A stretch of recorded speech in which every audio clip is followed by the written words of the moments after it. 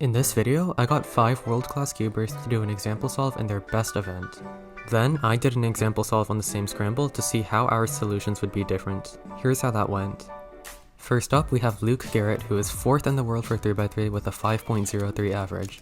He's also well known for being world-class at 2x2, 4x4 clock, and one-handed, but for this video, he'll be doing 3x3. Alright, so for this, I see a really easy white cross right away. So that's what I'm gonna do. So what I'm gonna do is make sort of like a double X cross, but I wouldn't really call it that. I would kind of just call it doing cross and then solving first two pairs, but I'm planning this all in inspection, so you could call it a double X cross if you wanted. So basically, I'm gonna do cross with R prime, D prime, R2. But as you can see before cross, both of these edges in F2L are solved, and the corners are here and here. So basically what I'm going to do is when I do R prime, D prime, R2, this corner is in a good spot to be inserted with keyhole. And when I insert this corner with keyhole, it puts this into a good position to be inserted with keyhole. So basically what I'm doing is D prime to put the slot here, insert in the back, and then another D prime to put this slot here, and then insert that corner in the back. So it was there, that in the back, and then D2. So that is the first two pairs, or double X cross, you could call it. Next pair is just going to be this one. So I'm just going to do U double sexy. Next pair, rotate, U prime double sexy. And then just OLO, so I use this out. And then AB prime. There you go. For 3x3, it looks like we have a really easy white cross. These two edges are solved relative to each other. This one can be inserted in one move, and this one is attached to its center.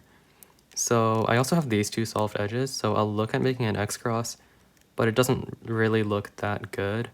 So I think I'll just do a standard cross plus 1, and I'll use this as my first pair. Actually, no, I want to do back left as my first pair, so I'll do blue red. So I'll do R prime, D prime, R2 to make cross, and then keyhole this corner into the back left for my cross plus 1. And then this edge is still solved. I didn't touch that, so I can keyhole this one in as well with this corner. And now I have this pair, and then I see that this edge is bad in terms of orientation, so I'll rotate and solve this one. And now I have OLL, and then PLL. Next is ROMDogar, who's 43rd in the world for 2x2. He's also well known for making videos on his YouTube channel, so check him out. Hey guys, I'm ROMDogar, and what I do for this scramble is this really nice 3-move EG1 face on yellow or U2 R prime that actually gives me a really nice EG1 which I can actually cancel into. So essentially, the algorithm for this EG1 case goes like this, and a U, a UF. And our face actually begins with R, U2, R prime. So we can actually cancel into this algorithm, and I'll know this will be a U, a UF because this corner will move here, and then I'll have to do a U to fix it. So essentially, my full solution would be like this, head slammer, and finish with a U, a UF. For 2x2, I have 3/4 of a face completed, and the last corner can be inserted in 3 moves using R, U2, R prime. So I'm not going to one-look in this video, but after I do that, I see that I get this EG case, and I'll solve it like this by doing a U2, and then doing this alg. Next is Baumbach, who's 5th in the world for square 1 with a 5.57 average. He's also been learning OBLP, which is a prediction method on square 1, so there's 0 pause between CSP and OBL. Is that OBLP? Yeah. Sick. Alright, so for the cube shape, I got left 5-1 pair, and I traced odd, which is good for me, which means that it's going to be one slice to scallop kite like this. But before I do that, I'm going to try to predict OBL, and this is one of the fastest OBLP cases for me to trace. So using this reference scheme, we're going to trace the pieces that will end up on the bottom layer, which are white on the reference scheme. So here, B, and then 1, 2. So we just had B1, 2, which if you look at the reference scheme is just a gem in the front right. And then for the top layer, D, 1, 3. So we just traced D1, 3, which is going to be an upside down right axe. So I know my OBL is going to be right axe gem. So I'm going to have to do a U2D right after cube shape. So let's go ahead and do that one slice to scallop kite. And then our U2D that we memorized. And then as expected, we have axe gem. And then the solution for this is just 3 slices for this OBL. And so you replace this gem with this pseudo gem right here with a slice, and then you're simply left with this easy 2-slicer pair. Finally, for PBL, we also got pretty lucky. This is just an A perm and a U perm, and we're just going to do 2CP PBL here. And so for the A perm, we're going to find this pseudo block right here, put it in front and preserve it. For the U perm, we're going to put the block in back, which is already is, and then we're going to misalign the U perm since the opposite sticker is on the right. And from here, we can simply do JJ, and then we will be left with another JJ, and that will solve the cube. All right, on to square one. This is probably my worst event. For CS, I'll just do scallop kite in one slice like that. And now CO, I see these 2 corners can pair up, and then these 2 to solve CO. And now I have 1, 1 for EO. Okay, and here I actually got pretty lucky. I just have J on the bottom, so I know once I do CP, this will be solved. And here, I'm gonna do some block preservation for this, so I'll misalign here, and do that. And now I'm just left with a U perm plus bar flip. Honestly, that was a pretty good solve. Normally, my solves are a lot worse than that. Next up, we have Elias, who is 8th in the world for Pyraminx with a 1.78 official average. Hey guys, it's Elias here, and I rank 8th in the world for Pyraminx, and I'll do your example solve today. Okay, so in this scramble, the first thing I notice is this block, and for blue, I see that the edges, or the other edges are here and here, so not a great case for the V. But on green, I see that I have a block here, so that can be solved in one move. The same on blue too, just like that. But if you solve the green one, it pushes this edge up, and it can go in relative to its centerpiece. So you can just do that, and then you get this case. But if you look a bit more closely, you can also find a bunch of different solutions as well.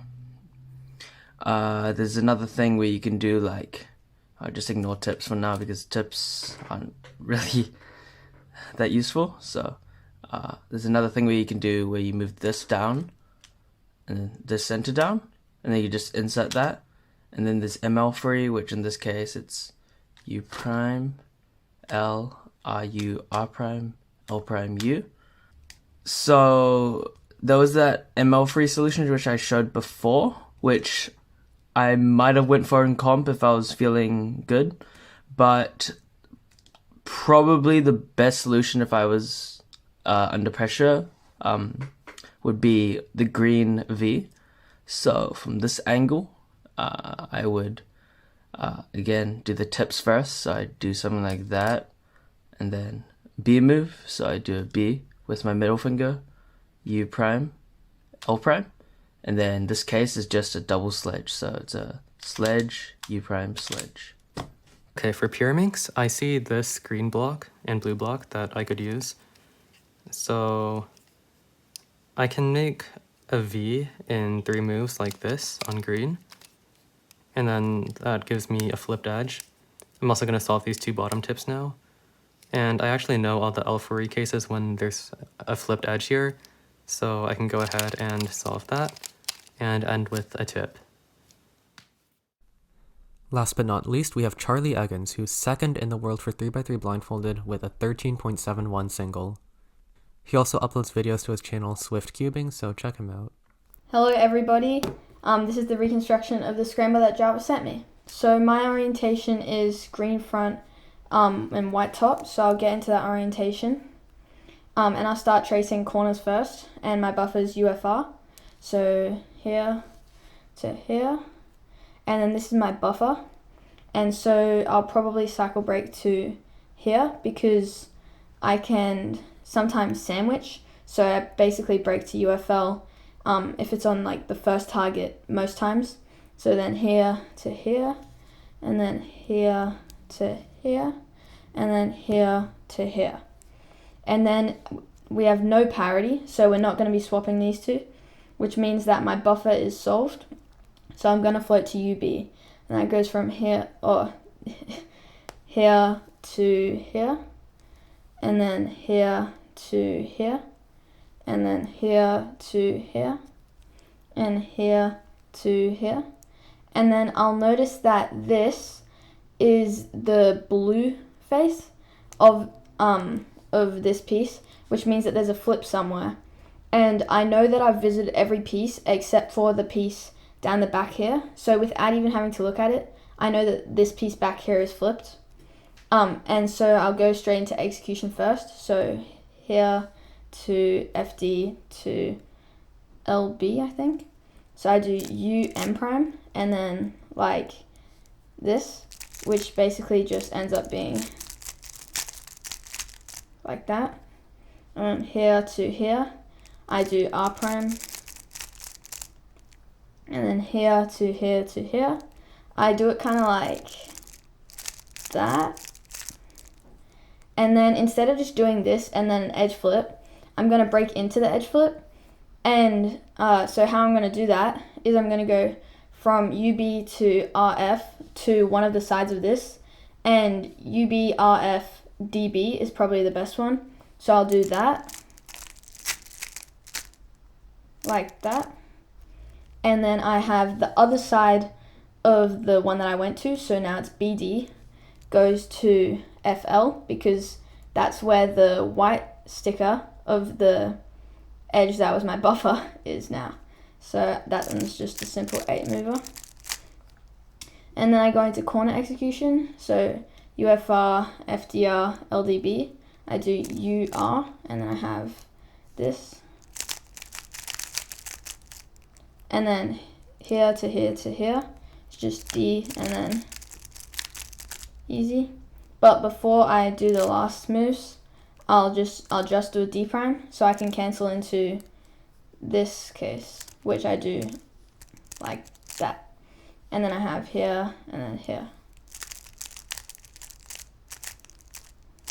Here, there's like a few different ways that I can solve this case, but since usually I use R prime and then U2, and then I have this, this, and this.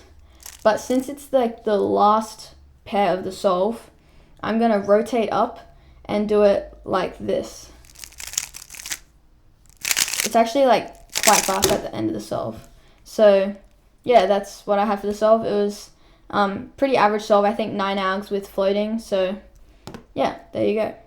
For 3x3 blindfolded, me and Charlie are scrambling in our solving orientation so that we'll have the same algorithms and stuff.